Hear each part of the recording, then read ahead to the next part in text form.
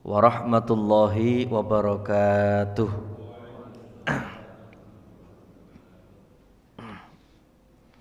Alhamdulillahi wa kafa. Wassalatu wassalamu ala sayyidina wa maulana Muhammad al-Mustafa wa ala alihi wa ashabihi ahli sidqi wal wafa. Qalu subhanaka la ilma lana illa ma 'allamtana innaka antal alimul hakim wala haula wala quwwata illa billahil aliyyil azim. Rabbi shrah li sadri wa yassir li amri wahlul 'uqdatam min lisani yafqahu qawli. Alhamdulillah, pada pagi hari ini kita dapat berkumpul dalam rangka menjalankan salah satu rutinitas kita sebagai umat Islam, yakni sholat berjamaah, sholat subuh, dilanjutkan dengan pengajian kitab Aqidatul Awam. Mudah-mudahan apa yang kita lakukan pada pagi hari ini senantiasa mendatangkan rahmat dan ridho dari Allah Subhanahu wa ta'ala. Salawat serta salam senantiasa kita haturkan kepada junjungan kita Nabi besar Muhammad sallallahu alaihi wasallam. Mari sebelum kita mulai pelajaran pengajian kitab Aqidatul Awam, biar gereng, biar enggak ngantuk, kita baca istighfar dan sholawat. Pengennya sih kita baca bareng ini tadi Aqidatul Awamnya. Insyaallah mungkin bulan depan kalinya ya Pak Leman ya. Nanti bisa dibaca bareng-bareng habis baca sholawat. Kalau perlu ini dihafalkan. Seperti yang saya sampaikan kemarin, keutamaannya menghafal di sini apa ya? Ya, akan mendapatkan keutamaan tersendiri bagi yang menghafal 40 nazam daripada kitab Aqidatul Awam. Baik, mari kita baca istighfar bareng-bareng. Astaghfirullah Rabbal baraya,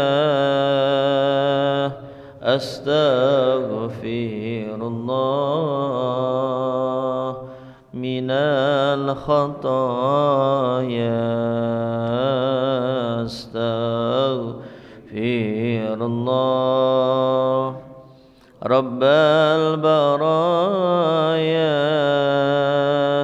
astaghfirullah minal khataya, Rabbi zidni ilman nafi'an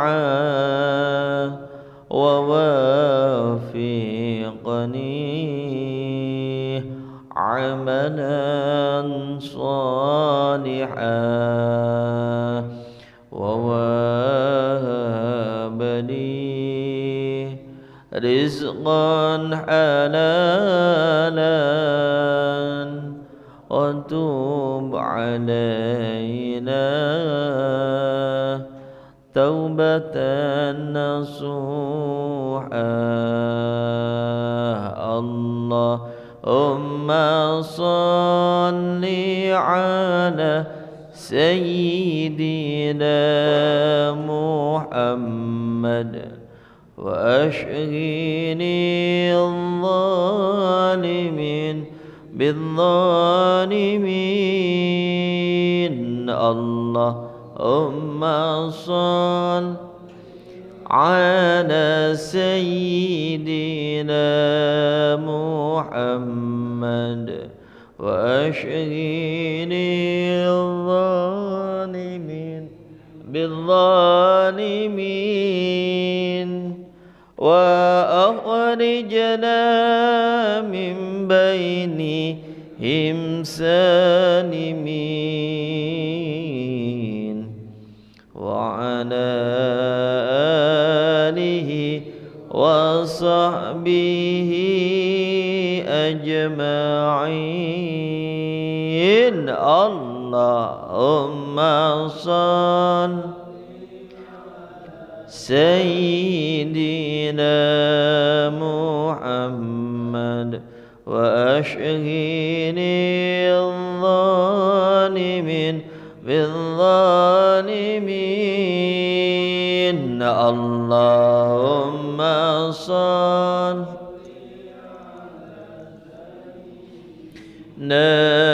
محمد وأشهد الظالمين بالظالمين وأخرجنا من بينهم سالمين وعلى آله وصحبه أجمعين اللهم صل وسلم وبارك على حضرة النبي المصطفى سيدنا ومولانا محمد صلى الله عليه وسلم ثم إلى حضرة آبائه وأمهاته وذرياته وإخوانهم من الأنبياء والمرسلين والأولياء والشهداء والصالحين والصحابة والتابعين والعلماء العاملين والمصنفين المخلصين وإلى جميع الملائكة المقربين ثم إلى حضرة سلطان الأولياء سيدنا الشيخ عبد القادر الجيلاني وسيدنا الشيخ الحسن الشاذلي وسيدنا الشيخ زكريا النووي وسيدنا الشيخ أحمد بدوي وسيدنا الشيخ أحمد رفائي وسيدنا الشيخ جنيد البغدادي وسيدنا الشيخ الحسن البصري وإلى روحي ثم إلى روحي سيدنا الفقيه المقدم محمد ابن علي وعلي وسيدنا المهاجر الله أحمد بن عيسى وسيدنا الحبيب عبد الله بن المحدد وإلى جميع أولياء الله تعالى أينما كانوا من مشارق الأرض إلى مغاربها برها وبحرها خصوصا أولياء الإسلام والإسلام ثم إلى جميع مؤلفات الكتب التي تعلمناها وعلمناها خصوصا مؤلف هذا الكتاب السيد أحمد المرزوقي المالكي المكي وإلى حضرة الشيخ محمد نووي البنتني وأصولهم وفروعهم والمنتسبين إليهم أن الله يغفر لهم ويرحمهم ويعلي درجاتهم في الجنة وينفعنا بأسرارهم وأنوارهم وعلومهم وكراماتهم ونفحاتهم في الدين والدنيا والآخرة الفاتحة أعوذ بالله من الشيطان الرجيم بسم الله الرحمن الرحيم الحمد لله رب العالمين الرحمن الرحيم مالك يوم الدين إياك نعبد وإياك نستعين اهدنا الصراط المستقيم صراط الذين أنعمت عليهم غير المغضوب عليهم ولا الضالين آمين. Kertas yang kemarin masih ada? Ya, coba kita baca secukupnya deh. Masih ada nggak Pak? Ya, ada nih. Nah, jangan bagi, biar nyemak, biar ada yang di sana. Itu ada berapa page? 20 page lumayan lah. Kita baca bareng-bareng.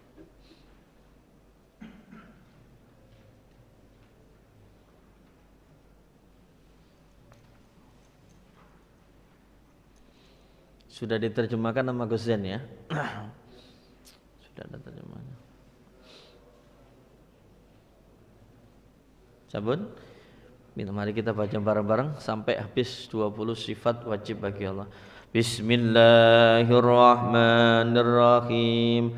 Al-abda'u bismillahi warrahmani wa birrahimi daimil ihsani alhamdulillahil al-akhiril baki bila tahawuli thumma salatu wassalamu sarmada ala nabiyyi khairi man qad wahada wa alihi wa sahbihi wa man tabi sabila dinil haqqi ghaira mubtadi' wa ba'du fa'lam bi wujubil ma'rifah min wajibin lillahi 'ishrina sifah fallahu mawjudun qadimun baqi mukhalifun lil khalqi bil itlaqi wa qaimun ghani wa wahidun wa hayy qadir muridun alimun bikulli syai sami'unil basir wal mutakallimu lahu sifatun sab'atun tantazimu fa qudratun iradatun sam'un basar hayatunil ilmu kalamun istamar wa jaizun bifadlihi wa adlihi tarkul likulli mumkinin ka fi'lihi. Sampai apa kalimatnya? Udah habis? Udah habis? Udah habis ya. Berarti sampai sifat wajib Allah. Baik, bismillahirrahmanirrahim. Itu mukaddimah daripada sifat wajib bagi Allah Subhanahu wa taala. Baik. Perlu diketahui bahwasanya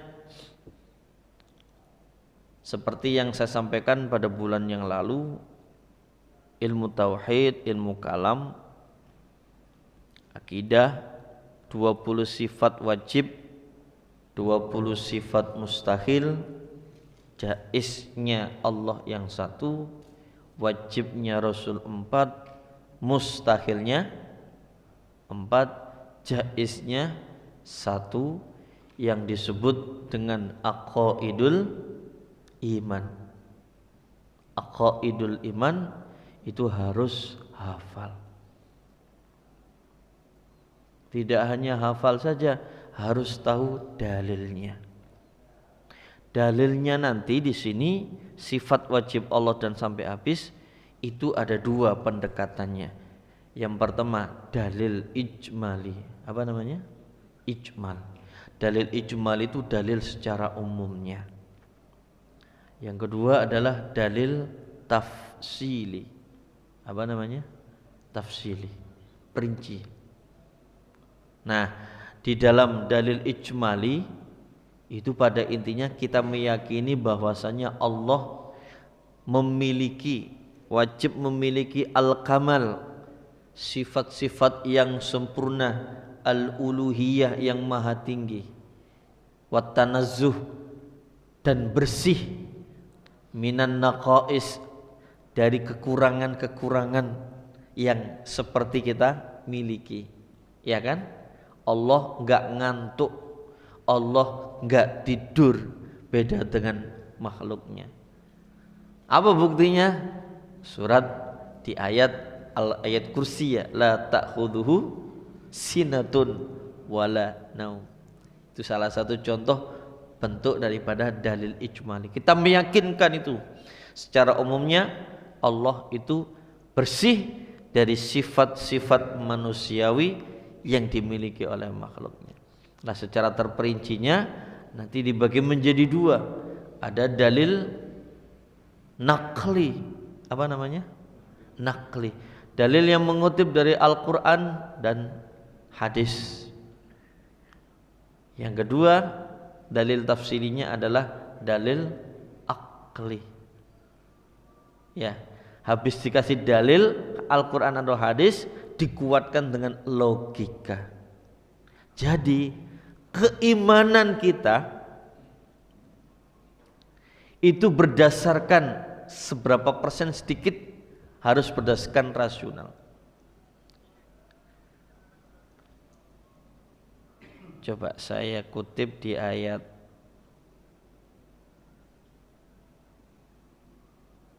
surat apa itu?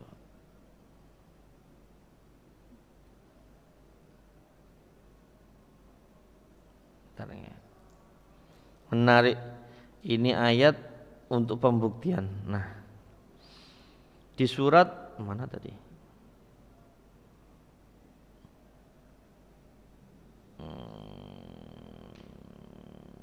Afwan hasil khata. Tadi ya.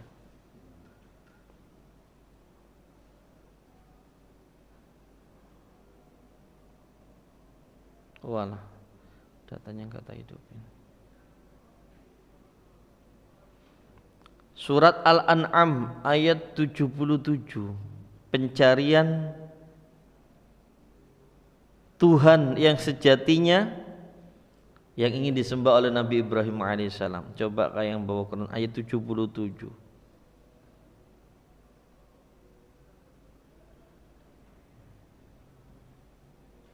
Wa kadzalika nuri Ibrahim malakutas samawati wal ard waliyakuna minal muqinin. Jadi ceritanya di sini di ayat ini Allah Subhanahu wa taala menunjukkan ya hidayah kepada Nabi Ibrahim ketika Nabi Ibrahim pengen mencari Tuhan yang sejati. Falamma alaihi lailu ra'a kaukaban qala hadza rabbi, gitu ya. Ketika di malam hari dia melihat bintang berkilau, ini kayaknya Tuhan saya ini, kan gitu. Tapi setelah hilang, loh kok hilang? Enggak abadi ini. Berarti ini bukan Tuhan saya. Falamma ra'a al-qamara bazighan qala hadza rabbi. Oh ini nih.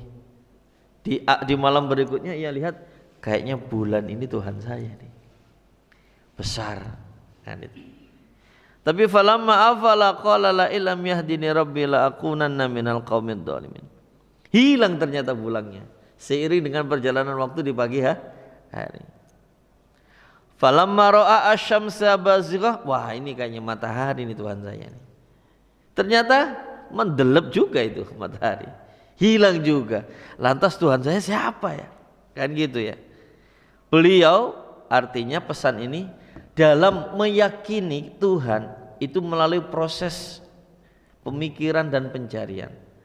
Namanya iman istiqra'i, keimanan yang berdasarkan penelitian. Lah kita itu Islamnya, Islam ngikut orang tuh, ya gak sih? Islam ngikut orang tua. Makanya nggak kaget kalau ada mu'alaf itu keimanannya lebih besar daripada kita.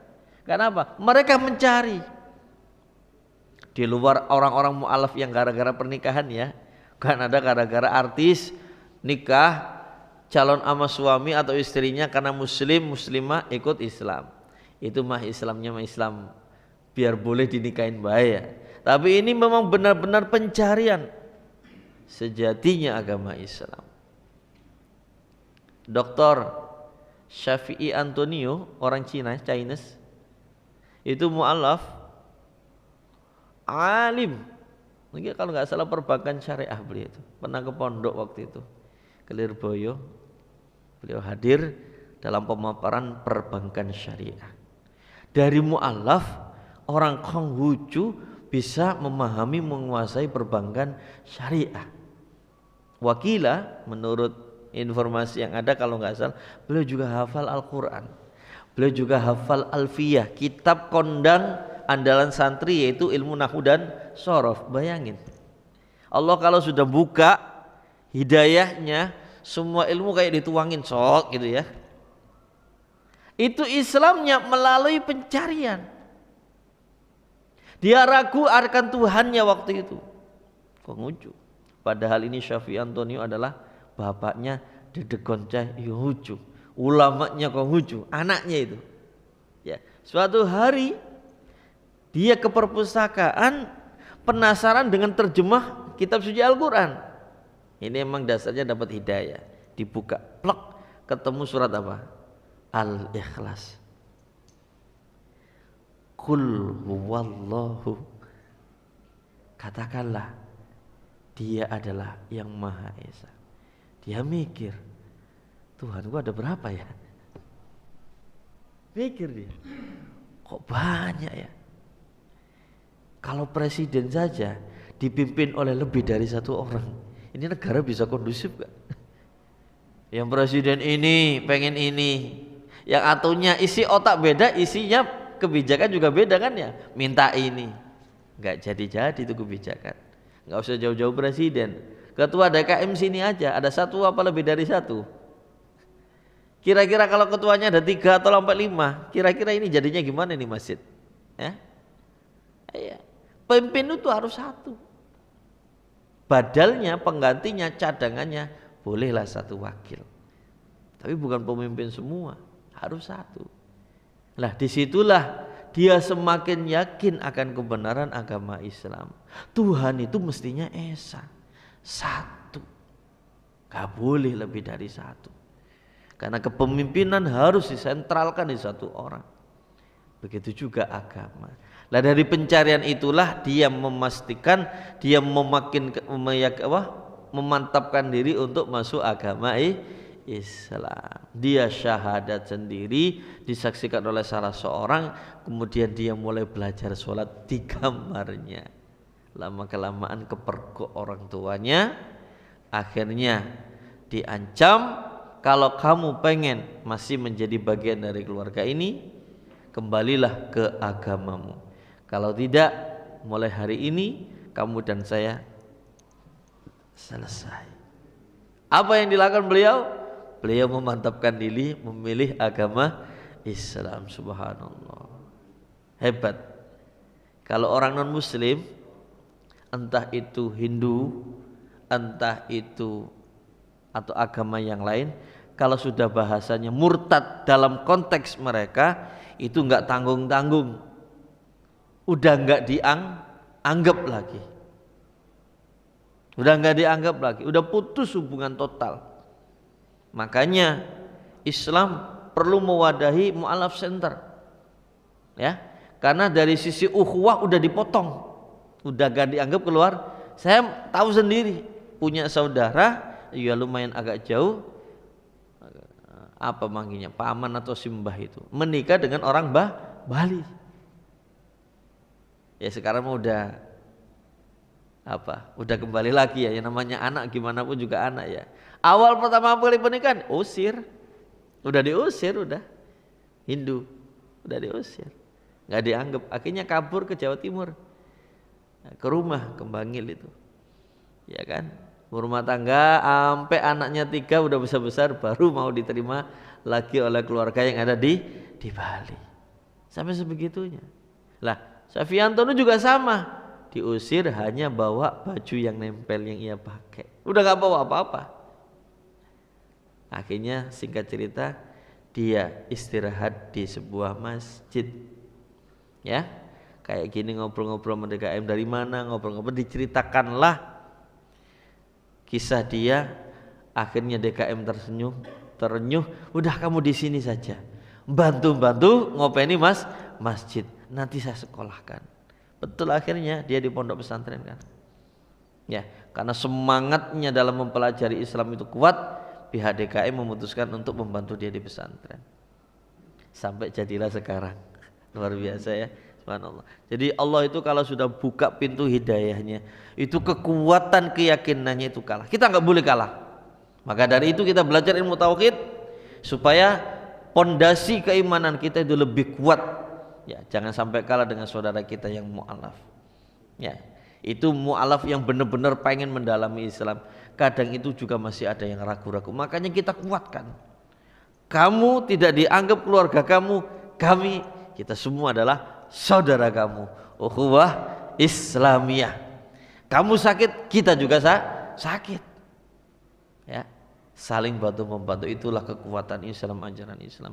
Ada ukhuwah Islamiyah. Baik, bismillahirrahmanirrahim. Wa ba'du, udah dibuka? Wa ba'du fa'lam biwujubil ma'rifah.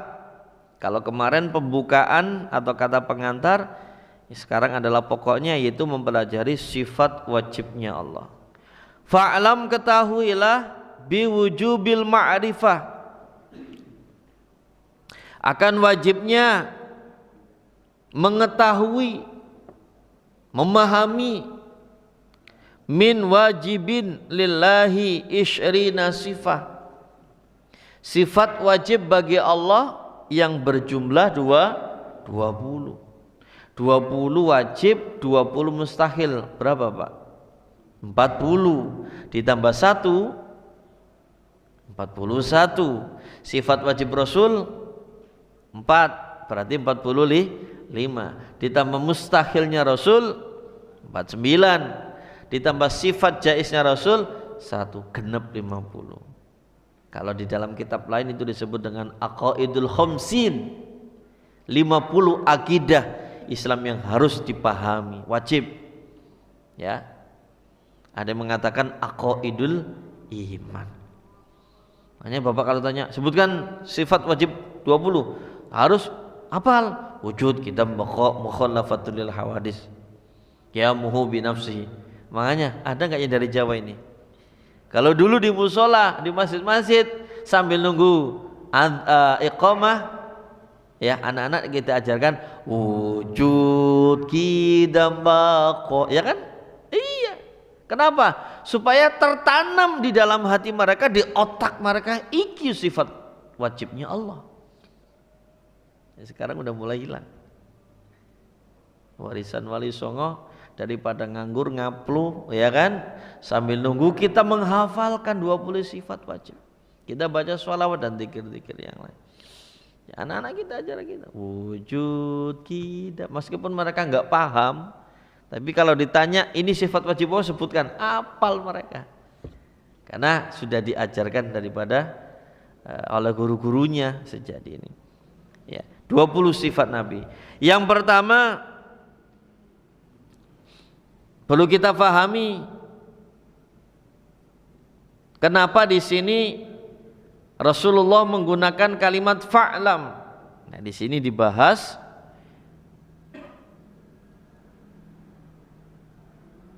bahwasanya kita diperintahkan untuk mengetahui, kita diperintahkan untuk memahami. Ya, jangan sampai iman kita itu hanya mengikuti saja. Jadi nanti di dalam pembahasan ini ada yang namanya taklid.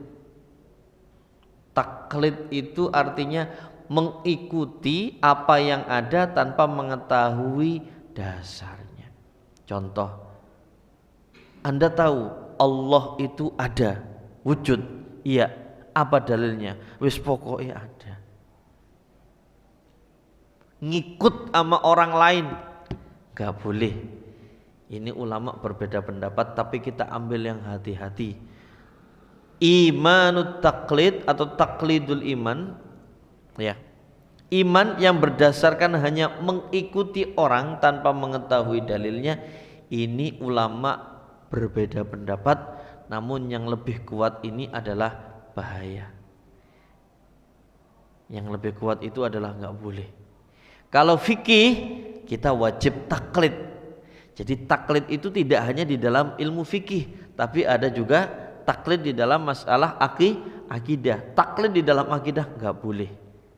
Meskipun ada ulama yang memperbolehkan, tapi kita ambil yang hati-hati, tidak boleh. Bisa bahaya. Maka dari itu kita harus tahu bahwasanya dasar Allah wujud itu apa, qidam itu apa, dan seterusnya. Ya. Wa inna ma 'abbara an-nadhim bi i'lam tambihan lis-sami ala anna ma yulqa ilaihi minal qawli yalzamu hifdhuhu. Kenapa? Ini saya baca syarahnya ya, di situ enggak ada. Kenapa pengarang itu ngomongnya kok i'lam, ketahuilah akan kewajibannya memahami, mengetahui sifat wajib Allah, untuk mengingatkan kepada kita bahwasanya apa yang telah disampaikan di sini itu harus dihafal. Tidak hanya dipaham, harus dihafal. Jadi hafal dan paham ini satu kesatuan, Pak ya. Kadang ada orang hafal tapi gagak paham. Betul nggak sih? Sama tes anak-anak yang hafal Quran, paham nggak kamu nak? Masih. Ya. Adapun paham belum tentu hafal. Kita belajar aqidatul awam, paham isinya misalnya, tapi belum hafal. Maka dari itu di sini diingatkan ya, apa yang disampaikan di sini itu yalzamu hifdzuhu, harus dihafal. Li'annahu aslu kulli khair, karena menghafal sesuatu merupakan pokok atau sumber daripada kebaikan.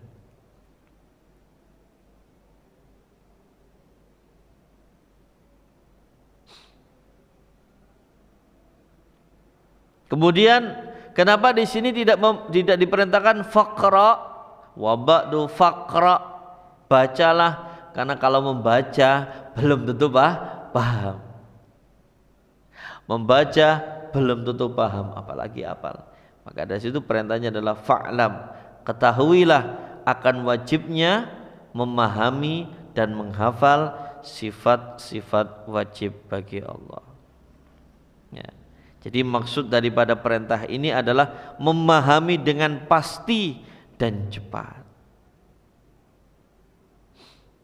Baik, yang pertama di sini akan dibahas wakhtalafa fi man qallada fi ilmil aqaid ala sitti aqwal.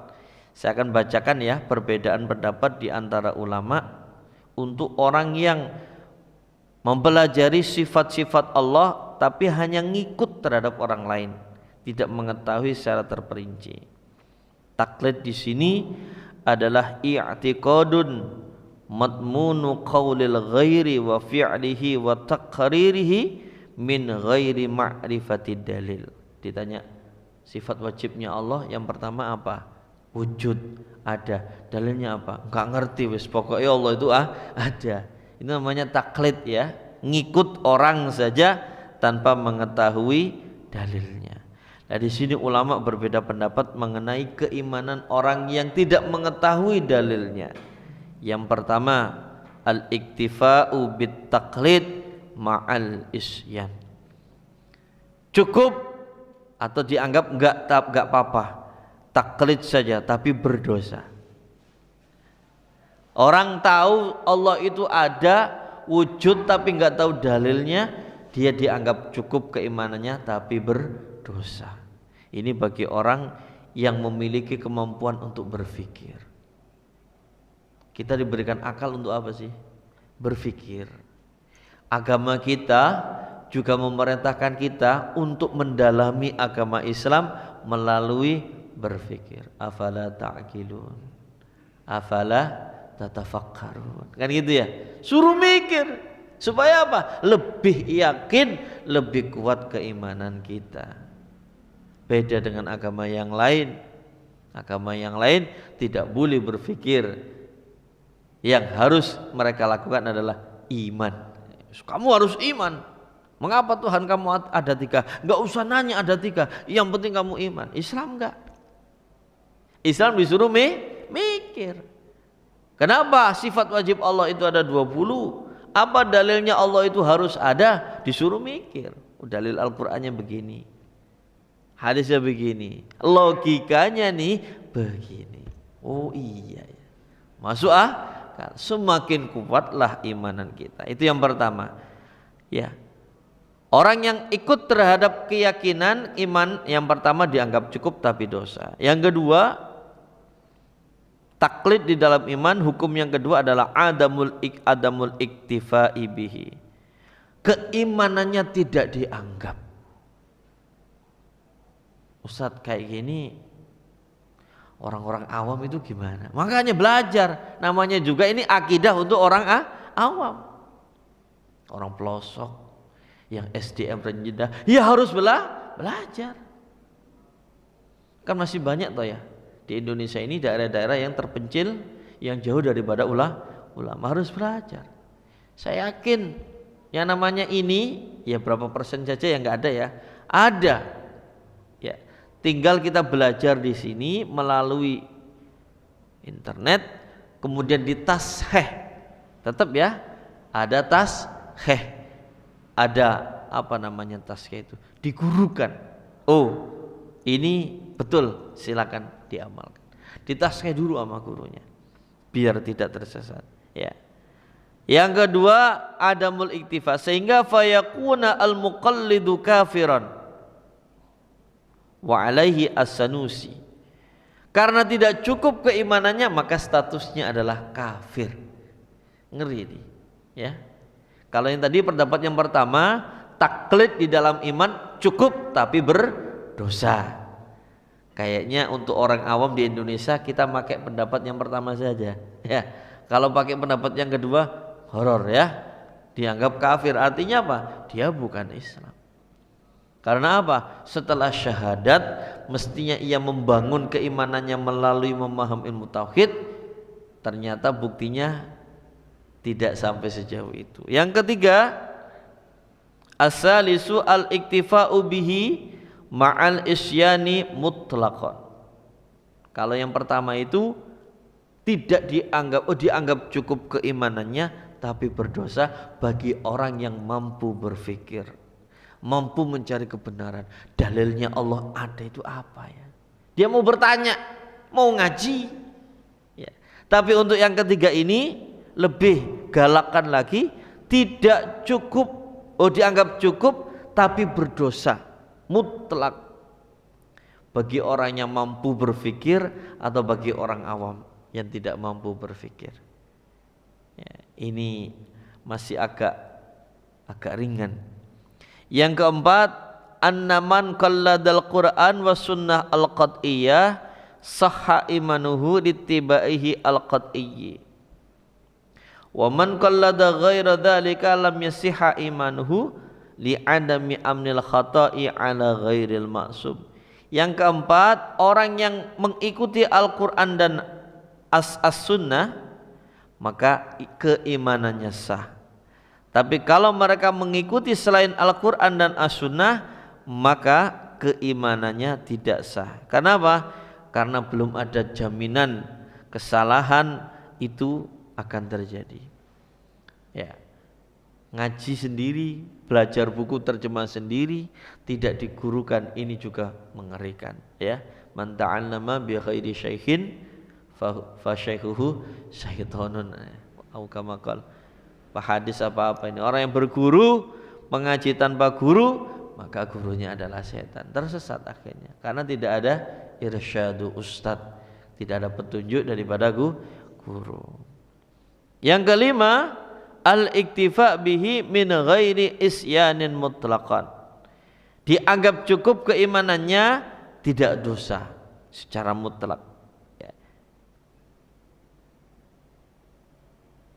Lagi agak ringan ya, gak tahu dalilnya ya. Yang penting dia tahu, yakin bahwasanya Allah itu ada semisal, maka dia dianggap cukup keimanannya, gak dosa ya. Dan yang terakhir, inna imanal muqallid sahih wa yahrumu alaihi an-nazar. Ya, keimanannya orang yang ikut terhadap yang lain itu dibenarkan. Bahkan ini merenungi sifat wajib Allah ini haram baginya. Ini pendapatnya agak nyeleh ya. Pendapatnya agak nyeleh, pendapat yang dicampuri oleh orang-orang filsafat. Maka kita ambil daripada pendapat yang pertama yang lebih ringan, dianggap cukup taklid namun berdosa. Maka yang ambil selamat ya harus belajar dalilnya, baik yang sifatnya umum atau yang terperinci.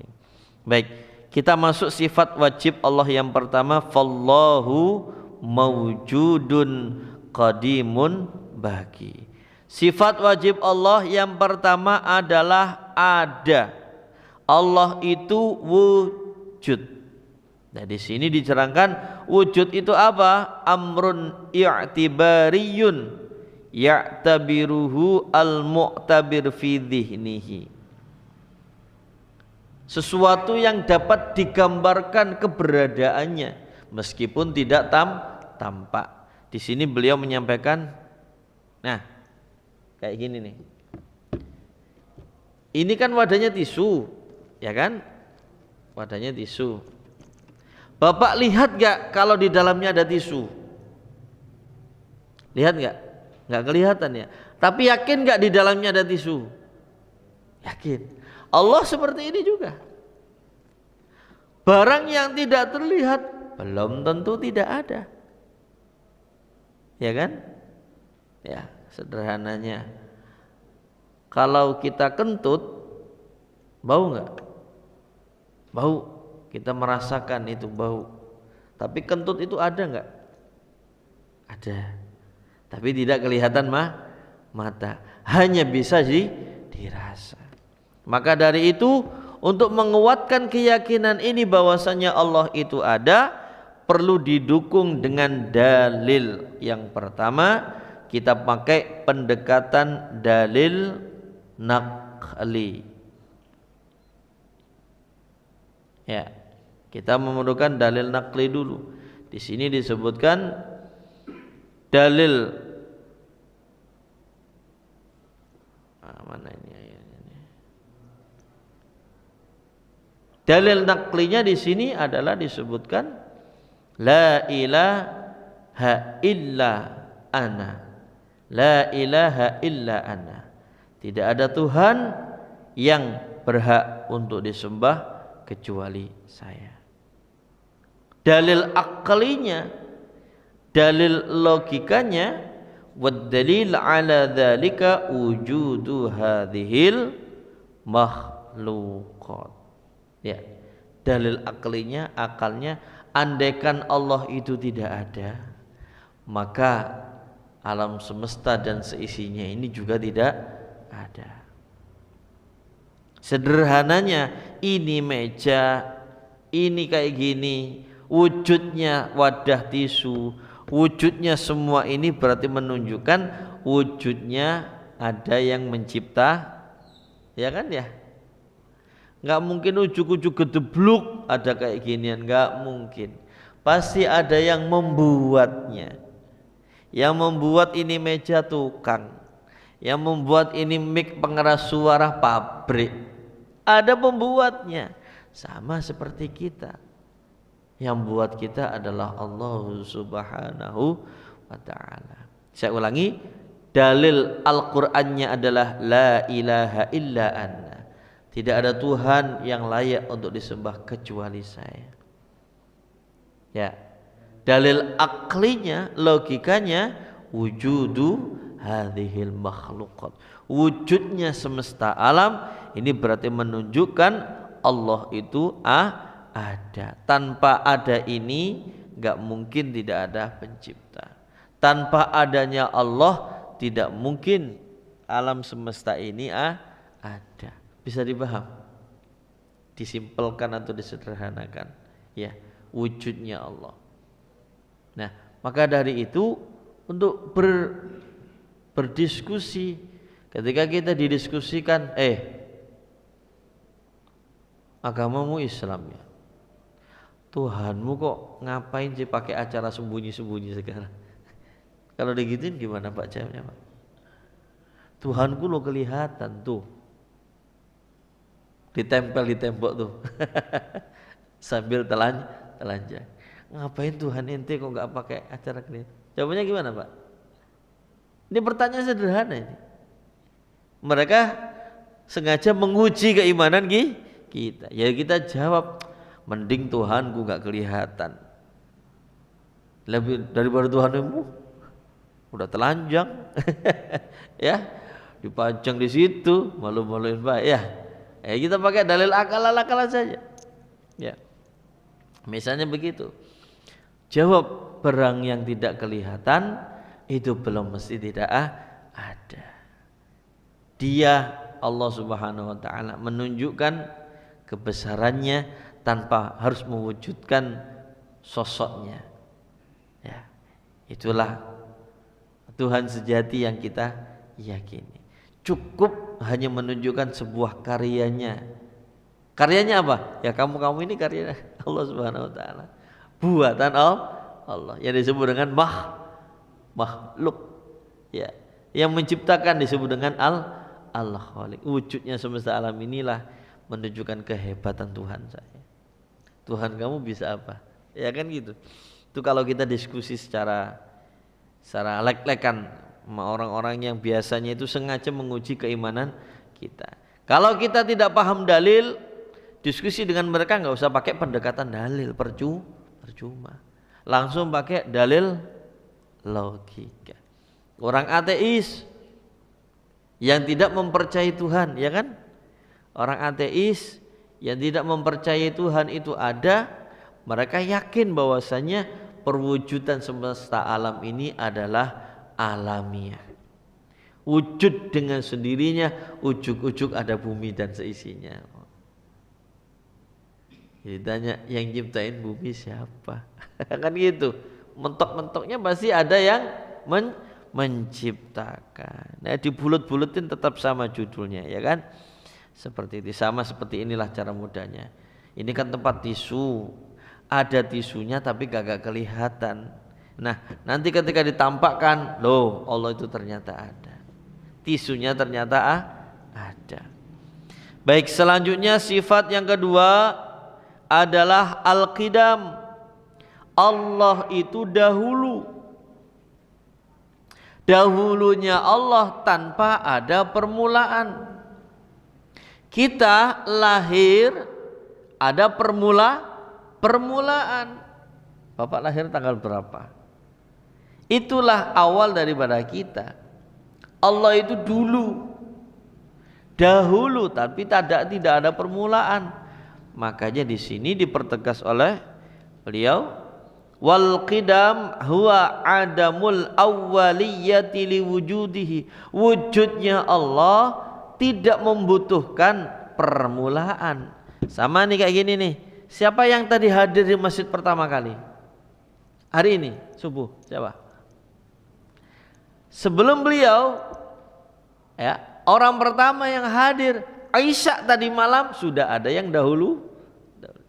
Makanya guru saya mengumpamakan sifat qidam itu seperti jempolan.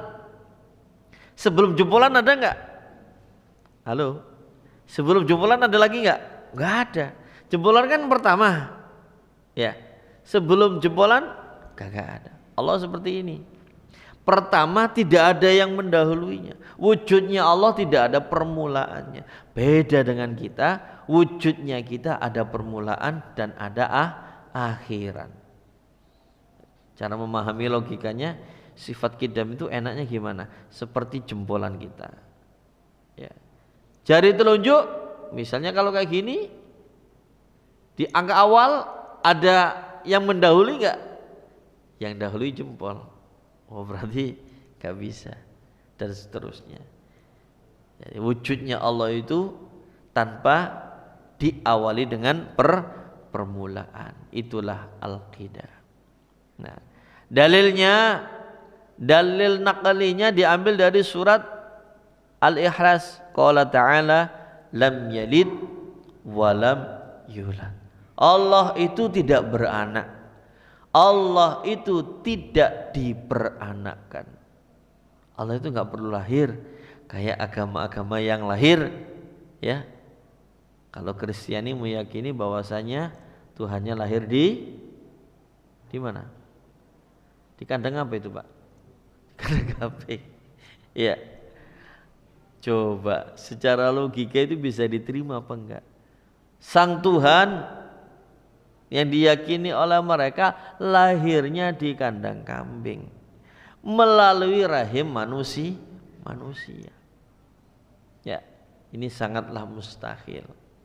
Ya, kalau ditanya bapak sama mamanya siapa? Maknya namanya Bunda Maria. Bapaknya siapa?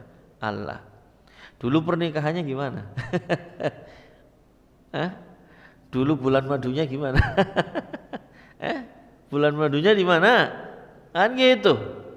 Udah jelas bahwasanya Nabi Isa sendiri mengakui saya ini adalah utusan Allah. Kok kenapa kalian mengklaim saya itu Tuhan kalian? Dia disebut dengan agama Trinitas, ya. Tiga tokoh Tuhan, Allah, Bunda Maria sama Yesus. Nabi Isa dijuluki oleh mereka Yesus, sang penyelamat. Makanya kalau udah masuk Kristen enak, Pak. Enaknya apa? Mau maksiat kayak mau apa kayak, dosanya sudah ditanggung sama Yesus. Lalu daftar kalau kayak gitu mah, ya kan? Laku enak ya. Logikanya begitu. Agama kita nggak ada yang jamin. Kita berjuang sendiri. Ya, pengen selamat ya jadilah hamba yang baik, hamba yang taat, insya Allah selamat. Adapun Rasulullah hanya sifatnya membantu dengan syafaat yang kita tunggu-tunggu dengan asy-syafa'atul uzma, supaya proses pengadilan akhirat itu berjalan dengan cepat. Kan banyak tahapan itu ya. Habis dibangkitkan dari kubur, yaumul ba'ats, ada yaumul hasyar. Dikumpulkan dulu di padang mahsyar, dalam keadaan panas, wakila matahari hanya sejengkal. Bagi umat yang buruk, yang tidak baik, kelak akan tenggelam dengan air keringatnya sendiri. Bagi orang yang soleh, meskipun panas, dia tidak berpengaruh. Setelah yaumul hasyar apa? Terima rapot. Ketika memegang tangan-tangan ashabul yamin, wah seneng banget ya, calon surga.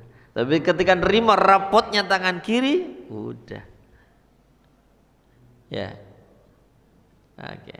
Habis dari situ proses selanjutnya adalah yaumul hisab. Ya. Setelah yaumul hisab, ya, proses terakhir adalah melewati as-siratal al-mustaqim. Udah di bawahnya udah neraka jahanam, ya. Ibarat gini jembatannya, di bawahnya ada neraka jahanam, startnya dari sini. Surga di sini. Perjalanan antara dari start sampai finish macam-macam, ulama membagi 7. Yang paling parah dan paling buruk adalah ngesot. Tahu ngesot? Dia ngesot dengan mukanya, berjalan tertatih-tatih untuk menuju surga. Yang paling cepat adalah 1 kali kedipan mata, strip langsung nyampe surga. Di bawahnya adalah seperti kalbarki al-khatif, seperti kilat menyambar. Di bawahnya lagi seperti orang yang menaiki kendaraan kuda. Di bawahnya lagi ada orang yang berjalan biasa. Terakhir ngesot. Bapak pilih yang mana?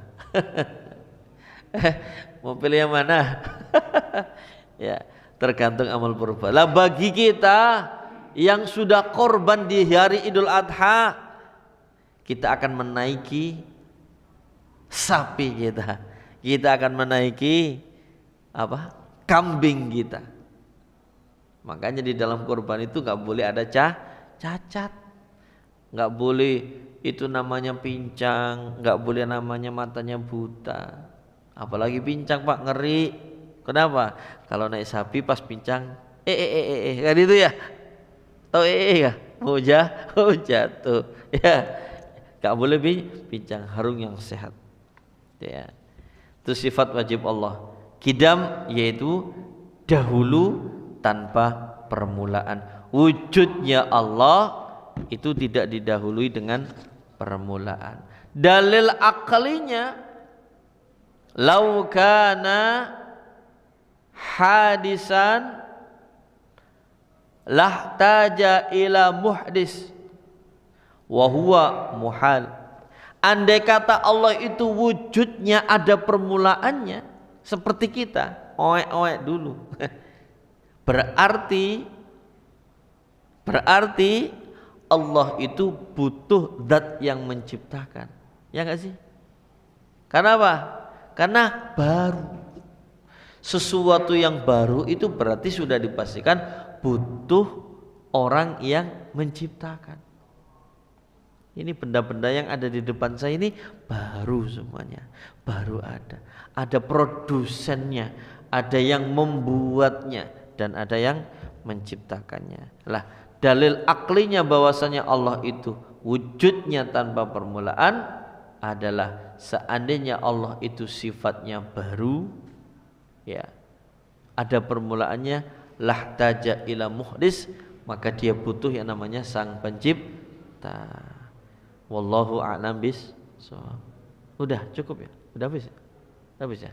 Mari kita tutup pengajian kita dengan bacaan hamdalah, alhamdulillahirabbil alamin, dan kafaratul majlis, subhanakallahumma wa bihamdika asyhadu an la ilaha illa anta astaghfiruka wa atubu ilaik. Mohon maaf apabila ada kekurangan. Assalamualaikum warahmatullahi wabarakatuh.